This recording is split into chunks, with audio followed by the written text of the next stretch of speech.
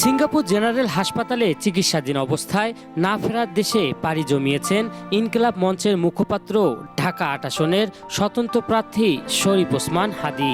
বৃহস্পতিবার রাতে সিঙ্গাপুরের একটি হাসপাতালে চিকিৎসাধীন অবস্থায় তিনি শেষ নিঃশ্বাস ত্যাগ করেন।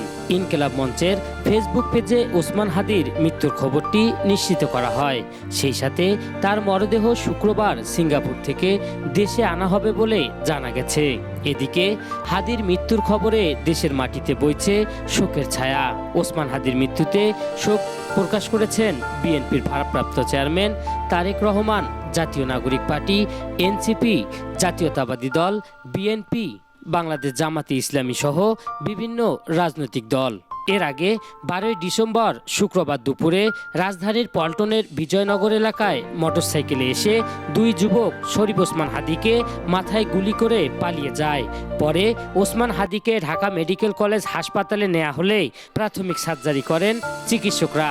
পরে সেখান থেকে উন্নত চিকিৎসার জন্য তাকে 15 ডিসেম্বর সোমবার সিঙ্গাপুরে নেওয়া হয়।